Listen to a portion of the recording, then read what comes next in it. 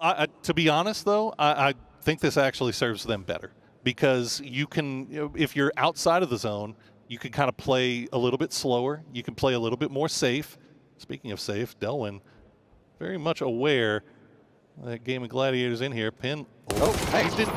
Where was he looking? I thought this is exactly what he was looking at, but Pin going to land at least one shot on him. He's going to know that he's got some company, and the rest of the boys are arriving. Delwyn all by himself, though, as, okay, it looks like the rest of the gang is starting to make their way in, and this could be a full-on 4v4. Dude, at this point, you're no longer Delwyn. You're just bait. That seems to be what your job is. You go off, kind of make some noise, draw everybody over to you. I mean, it's good job maneuvering through. Now he's back into that high ground point. He should be getting some assistance from the rest of his team now maneuvering in, and Rox already has an idea where he's going to be at. Goes for the nades, but we already know, Church, you can kind of maneuver around the top of it. Those bounces not quite going to a detriment just yet. Are we going to see them go for the top of him? Ooh, Pin wanted to try to make some type of move, but the Expendables, they're already vibing, man. Yeah, Tanvu taking the high ground over here. He's going to spot one. Won't be able to get the flush, though, as he's going to shoot out the doors, see if he can maybe get some utility in there. Looks like it's going to fall just short or bounce off the wall, so this could be Gaming Gladiators' opportunity to get that res off, but they've got to have everybody looking. No, a grenade going to find Rox, and that is the dinner bell ringing as Delwyn will go in. He's going to find another one, and Gaming Gladiators, their tournament is done. Woo, Expendables, man. That was a very brutal set of events that you just, yeah, okay, you're laughing. You know that that's going to be an evil laugh, too, that he was doing. That wasn't like a ha-ha, that was like directly through the middle of it is the decline down into the graveyard, low lands, TSM trying to bend up, Luna Galaxy just kind of rushing in and good angles coming out from Sparking to bend in, and the rest of the team also got it under control. Luna Galaxy is done and out, not making it to the 16-point. And it had to be Sparking, didn't it? Doing it to his countrymen just like that. That's going to be an awkward dinner conversation at PNC as Luna Galaxy will go out. Donawa, meanwhile, they are just doing a tour de Miramar right now as they started off in the northwest and they now find themselves on the very eastern side of this zone, pushing right into a trailing flash for Day Trade. Just gonna watch those go by for timing. Uh-oh, now he's gotta go for the spray. Good counter read into it, going, hey, there could be somebody there. And I mean, Danima, man, these guys are so good right now. Holy moly, okay.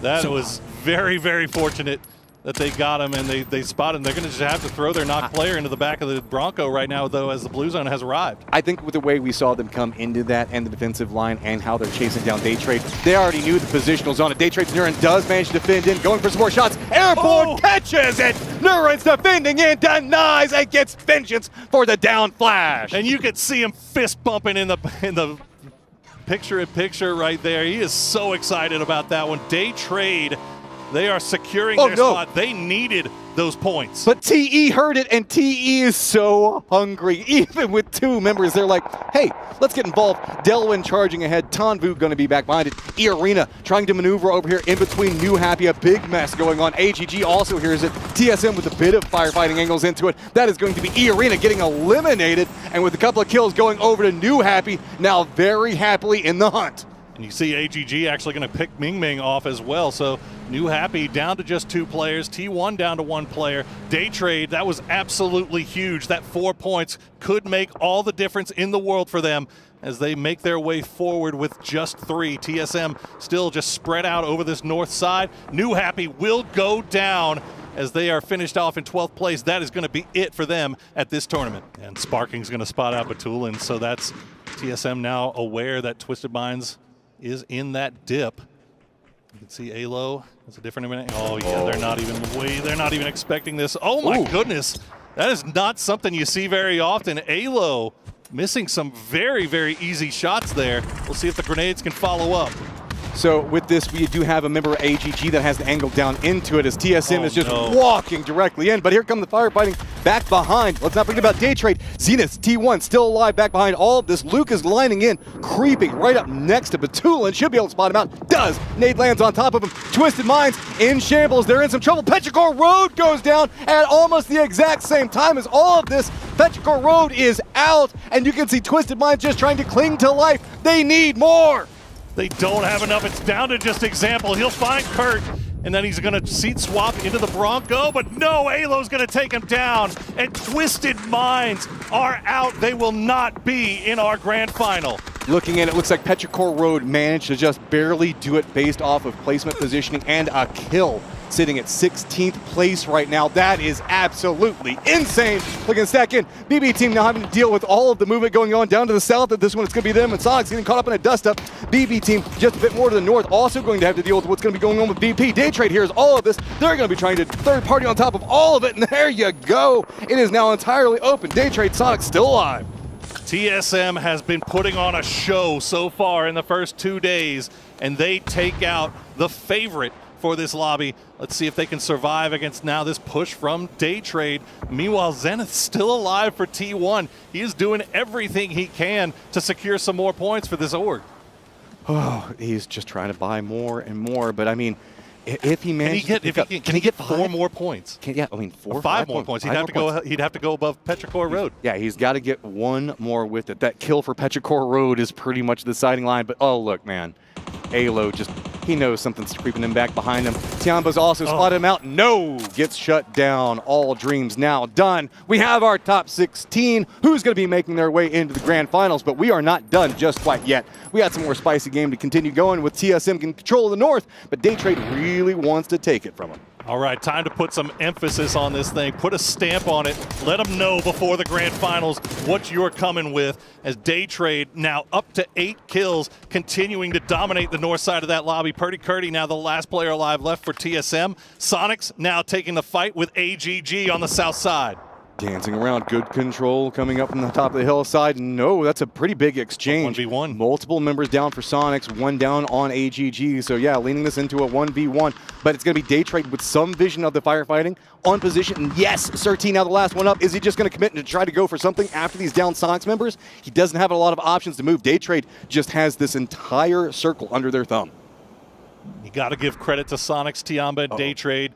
They came into this game having to fight for their spot, and they did exactly what they needed to do. You can see the kill counts on each of their sides, and they've made the top 5 here. So mission accomplished for these guys. We'll see if they can pull off a little bit more here in the final as we wait and see who's going to take home our last win as Surtee gets spotted out by CC108 Tiamba. Huge day today for them. See Purdy slowly creeping in, might be a distraction, might be able to pick on something going on with Nurens, but Nurens is already aware. Tiamba creeping in, similar pathing. It's going to be Thanadol, pretty much in the thick of all of it, looking at what's going on with Tiamba as well as Sonic's last 2. Purdy, you can see just kind of hunkering down. It's best that he can get out of this position, but Nurens still trying to see if he can spot out that sneaky snake that's playing around into his north. Just looking at things overall, obviously TSM had a fantastic first day, 56 points. They're going to end up with 96, maybe a little bit more even if Purdy Curdy can find a few more. So that's a fantastic performance for them. Daytrade, an awful day 1, only 20 points. And man, did they turn it up here when it mattered the most. Tiamba as well. Just being remarkably consistent throughout here. Sonics doing exactly what we expected Sonics to do. So all of these teams really in the top 4, they have definitely earned their spots in the grand final. See how this is going to play. Pacing, slowing down now as everybody kind of breathing a sigh of relief. Maneuvering through these lower sections. Kurt does get spotted out, does take down Thanadol, though. That could be big. Sonics do spot out Nurens, trying to go for the res at range. A couple of exchanges of bullets between them. He can't quite move in. It's going to be Tiamba that also hears this, now moving in a bit more aggressively into Nurens' pathing. So now directed 2v2v2. One of the things you could say about Sonics is they are a team that you expect to get a lot of kills, and that's usually how you expect them to find their way up the leaderboard, but they have been remarkably consistent at finding late games here, especially today. So that is some scary news for everybody in the lobby, is they haven't got the kills that they normally get, a little bit slower on that regard, but they are getting to late game. And that is good news for Sonics fans heading into the grand final. Tickleton sitting at 3 kills right now, dancing around, very aware of where the members for Daytrade are likely at.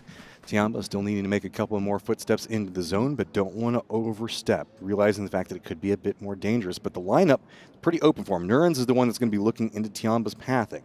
See that it's going to be coming up over that hillside, and that's going to be the scary thing. Once they profile up on the top of it, Nurens is going to have that angle in. But with the way we see it, Belmont also has to be pretty careful. Sonics do have Tickleton that's creeping out right against the blue zone wall, trying to stack in, see if he can spot out anybody playing along that little path that we can see Day3 playing. Yeah, Tiamba, a little frustrated position here as they have some high ground to play with, but nobody really revealing themselves, and it looks like Sonics knows exactly where Belmoth is. As you can see, the utility just keeps coming in. Unfortunately, going to get pushed off the rock, but Kickstart not really in a position to where he can take advantage of that. As CC will spot out Norins, and yep, there you go. Linshu going to get Belmoth, and Day3 is done. So now it's just a 2v2, Sonics versus Tiamba.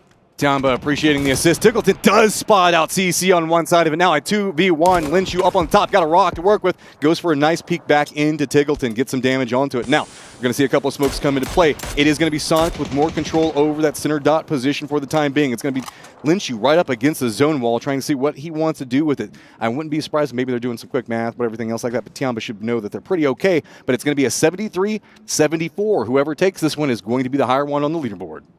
Absolutely. And Given that's the one thing though, Sonics has had a hard time getting the win, right? Like they've managed to get into the top 3 several times, but they haven't, I don't think, gotten a win just yet. So I'd have to go back and verify that. But they've got Linshu backed up against the wall right now. Kickstart and Tickleton know exactly where he is, and it's just a matter of time here. Linshu just going to lay down those smoke walls. He would love to be able to pull off a 1v2 here.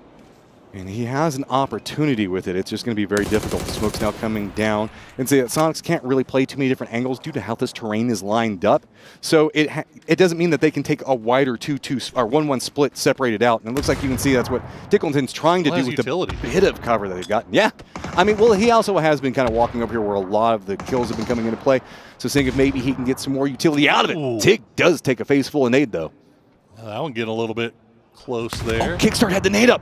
Oh. Linshu creeped in right down below it. He has been spotted out, though. Goes for the spray, and that is going to be Sonics picking up the last game for the group stage. Big win there for Sonics just to kind of get themselves right before heading into this grand final. Especially, you talked about last game, maybe a little tilt coming out with how that thing played out, but no doubt about this one. Sonics coming through in a big way when they absolutely needed to. Very long time is Twisted Minds winning PGS4, being the odds-on favorite, and then sitting there below the cutoff point. Brutal scenes that we're seeing here at the Esports World Cup. And again, if all of this disruption does not occur from All Gamers Global, Twisted Minds would be in that top 16, especially since the last game seemed destined for them. Hey, where do you want the circle to go, Twisted Minds? Oh my gosh. We go to Power Grid. We go next to Power Grid. They somehow wiggle the way through after trials, and if you're dropping in Power Grid to get things all going, so All Gamers Global, a gut punch to Twisted Minds and Twisted Minds fans, but that's what you've got to do to become a potential champion here.